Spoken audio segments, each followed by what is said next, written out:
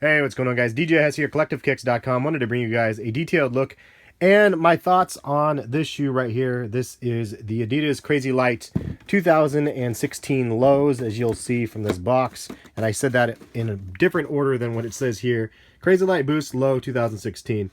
I went true to size on this shoe, and I think that's probably a safe bet if you guys are going to be playing ball in these. This is going to be a non-performance kind of review and kind of a video on whether or not it's worth the money for these shoes or not. I can't speak again to the performance side of things. There's other channels that covered that. But I've heard a lot of mixed reviews about these shoes, so wanted to give them my 2 cents.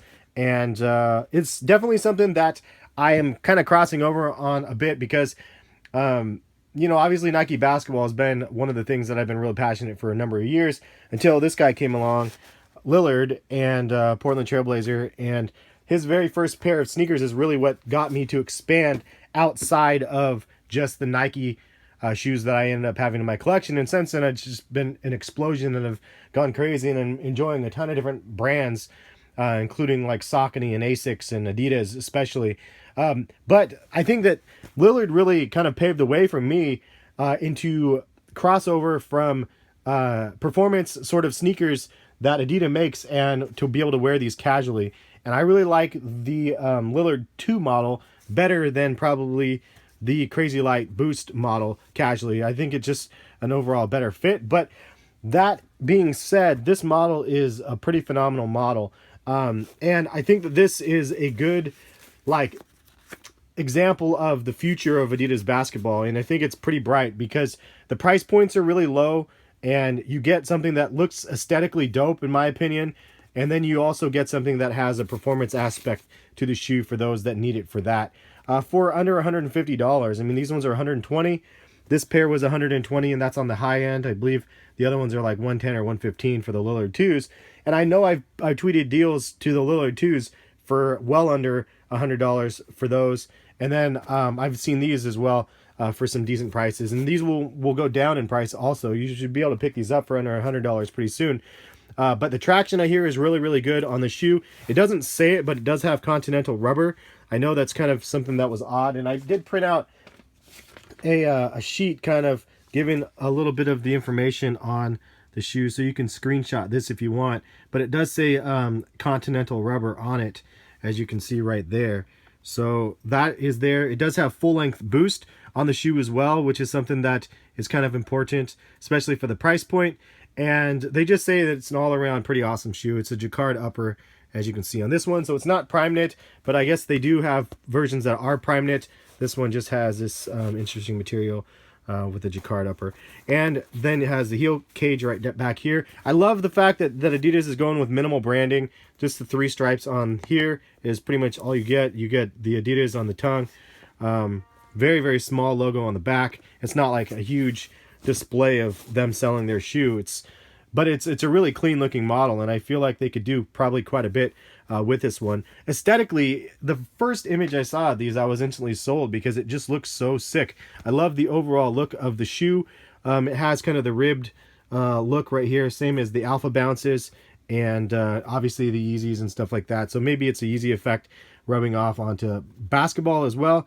But then you have the full-length boost. As you can see, it comes across here and then goes underneath this kind of plastic material here, and it does this it's exposed on this entire side over on this side. So you don't feel it as much as you do in, say, like a Pure Boost or an Ultra Boost, because I think of the casing, and it's all around. It's more of a performance shoe, so you're not going to be like walking on clouds necessarily like on the other ones.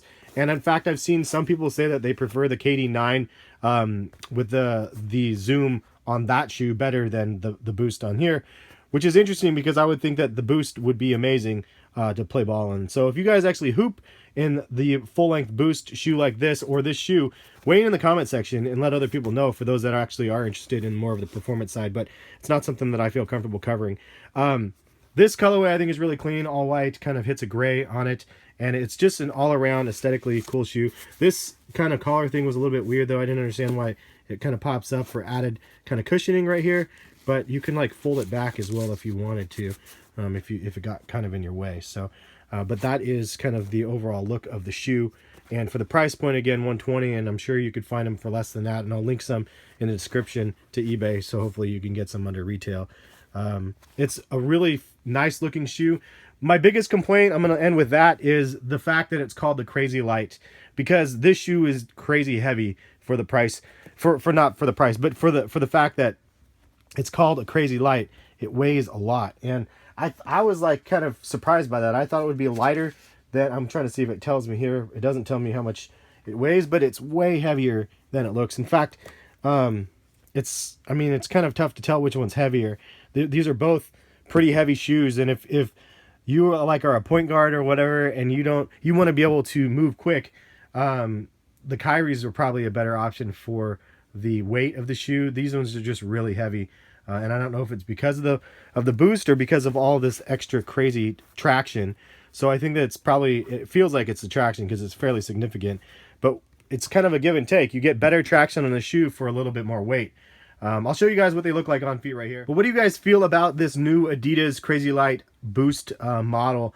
My personal opinion, I think it's worth buying. I think the price point is really solid at $120, and the fact that you could probably find some less than that and the price will go down, same as the Crazylight 2015 model. They're not overly hyped, so they're fairly accessible. The downside is I hear they're not very accessible in stores, so you have to go online. One of my writers, PJ on my website, said he was trying to find them all over in Vegas, couldn't find them in store to try to see how they fit.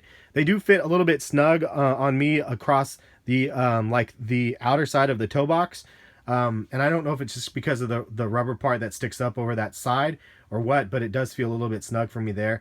But the length and stuff and the other overall fit is pretty solid on these for myself. But I would say yes, it's a buy, especially for the price point at 120. If these were 150, it would be a pass for me. 120 is a good price point, and then for the fact that they will probably go down in price is another reason to be able to cop them. Plus the aesthetics. I'm really excited to see what Adidas basketball does, and really excited to see what a Lillard 3 looks like. Hopefully they have boost on that one as well. But thank you guys for watching, and we will catch you guys for some more review videos soon. Yeah, peace guys.